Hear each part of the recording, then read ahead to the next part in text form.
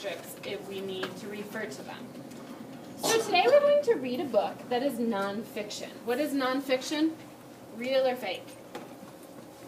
Come on, just say it. Is nonfiction real or fake? Fake. Real. Fake. Real. True. Oh gosh, I've got lots of guesses. If it is, this is how I remember it. Fiction begins with, fake begins with, fiction is fake. So non-fiction is real or non-fake, okay? So it's a non-fiction story, so it's a real story, okay? The size of the pumpkins in this book may seem impossible, but since it's a non-fiction book, it actually is possible. So the book we are reading is called Growing a Giant. So what can we infer? They are growing a giant what? Pumpkin. Pumpkin, because there is a picture of a pumpkin on the cover, okay? So everything in this story is true. Jackson Adams wrote this informational text about the contest people have to grow the huge pumpkins. The title of the book is Growing a Giant. I am going to pass the book out to you, and I would like you to please read the back cover, so the outside cover, okay?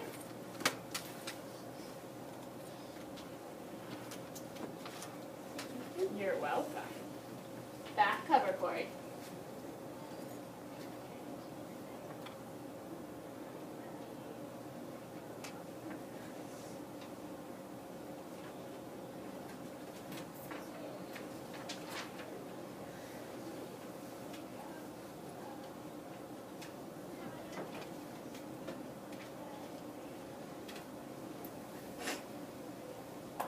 Okay, what did they compare the weight of a pumpkin to on this back cover? A horse. A horse. Is a horse big?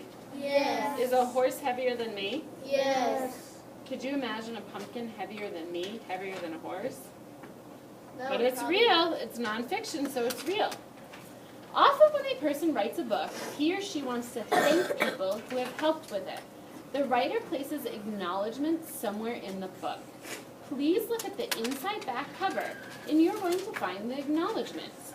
Read the inside back cover as I read it with you, okay? Corey, can you look on so I don't have to read upside down? Can you look on with Timmy? Okay, inside back cover, ready? Acknowledgments. The writer and editors would like to thank Christy Harp and Ian Patton for the invaluable information they gave for this book. They graciously offered their stories, tips how to grow giant pumpkins, and details about their giant prize winners. Without them, this book would not have been possible. So who is the author thanking? Who is the author thanking from that information I just read?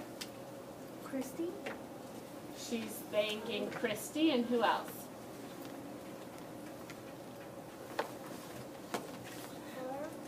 That's her last name, Christy Harp and Patton. Ian Patton. So she's thanking two people, okay? You guys doing the movement, and you guys waiting to do the movement, I need you back at your desks working on the menus, okay? We don't just wait there, okay? You guys need to be getting your work done. Thank you. The two people the writer thanked are actually prize winners. They grew the largest pumpkins for the contest they entered. It is helpful to know that the writer talked to the people who grew the pumpkins. Okay. When you read an informational text, it's important to feel confident that the facts are true. So lots of you guys are still on this back page and you're seeing this really big pumpkin. And you may think, that's not true, this is make-believe. But you guys need to be confident that she is presenting us with real facts, and we should feel more comfortable that she's actually gotten a lot of her information from people that have actually entered the contest, right? Okay. I can believe these kind of pictures now because I watched a video. Okay, so you have prior knowledge about that. Like pictures that are real of giant things. Very good. Like Okay. giant Great Danes. Very good. Those are I need you guys to stand up and do 5 jumping jacks and then sit right back down.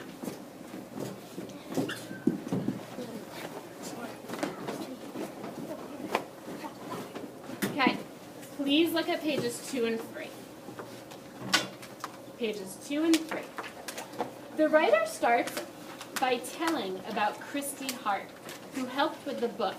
When Christy was only 13, she grew her first pumpkin and just got hooked on the idea of growing giant ones.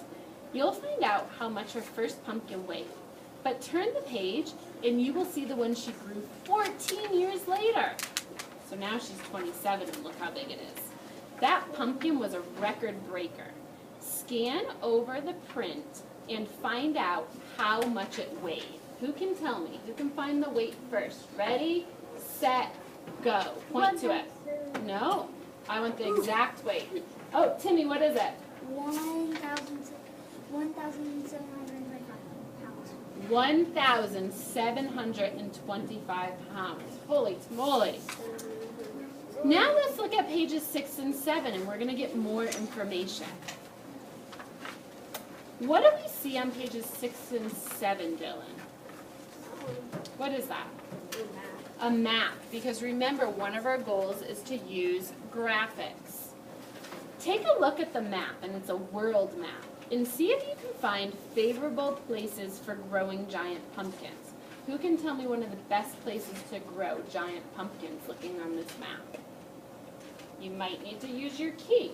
Remember, there's that key there. Use your key and see if you can tell me what the most favorable places would be. Hannah? Where the red lines painted in the book. Okay, and can you tell me what that red line is? I think it shows, it splits, I think,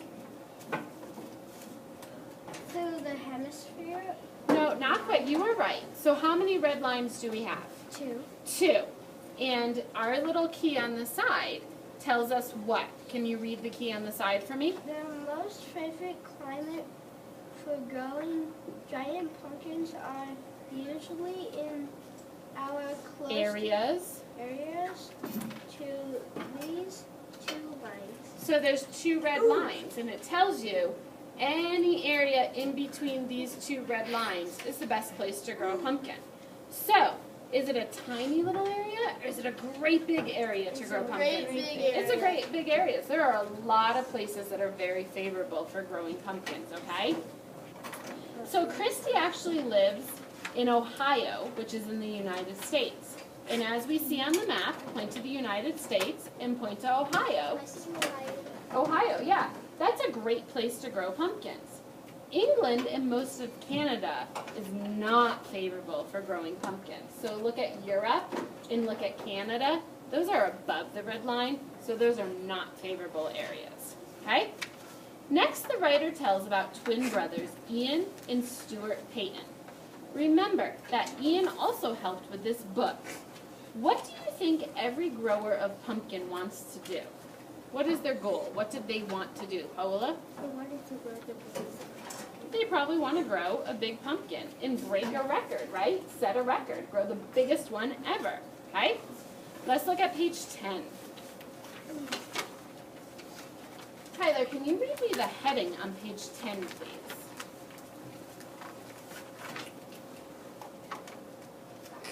Small beginnings. Small beginnings. Timmy, can you tell me why you think it's titled Small Beginnings? What do you think we're going to read about?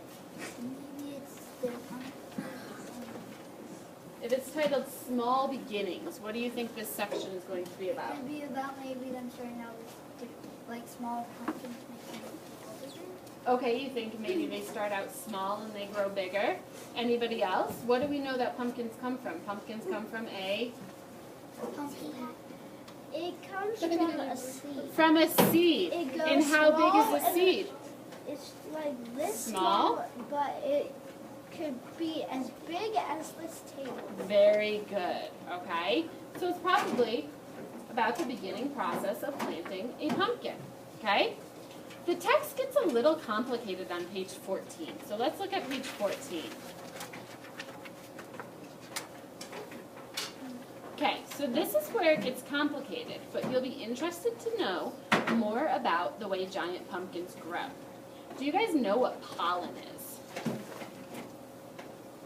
Anybody ever hear of pollen before? Corey, have you ever heard of pollen? Things that go on flowers. Okay, we're on page 14, and that's going to even help you understand it better. But you're absolutely right. Pollen is the stuff that's inside flowers. Do we know anything else about pollen? That bees get covered in it and then it flies through the air and drops it off at another flower. Very good, very good, okay? The pollen is sprinkled into the flower that has a tiny pumpkin. And you can see the box with the arrow pointing to it. So see that tiny little pumpkin there growing? All right. Now, let's look at page 16. And on 16, guys, there's an interesting chart. Tyler, what page are we on? 16. Thank you. Can you guys point to the interesting chart for me, please? Okay. What does this chart show us? Who can tell me what the chart shows us? Do you know, Tyler? Types of products, measures, countries, years. Very good. It actually shows us the records for growing different types of produce, okay? So you guys are going to read. As you read, I want you to think about why people enjoy growing these giants as much as they do. While you're reading, remember to use your graphics, synthesize new information, and infer people's motivations. So why did they write this? What are the motivations of the people in this book? We've already talked about it a little bit, and we're going to talk more about it tomorrow and do the writing that goes with it tomorrow as well. So please start at the beginning of the book and begin reading. Hannah, I'm going to take you real quick, and we're going to do a running record on page 18. So let's go sit over by the board and do a running record on page 18. Take your book with you. Okay, turn to page 18.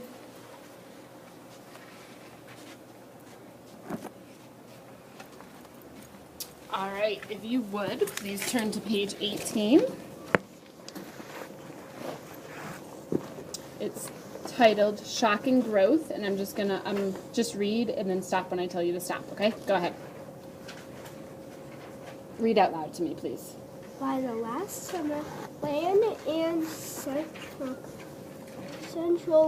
pumpkins was really packed on weight. In the Great Britain, and pumpkin can giant up to 30 pounds, 14 kilograms in one day. You watch them grow and you just dream that it's going to be the biggest in the world, Land said. In the United States and Canada, a pumpkin can grow even faster because of the warm night. It can gain up to 50 pounds, 23 kilograms in a single day. Growing meters the pumpkin to check their programs.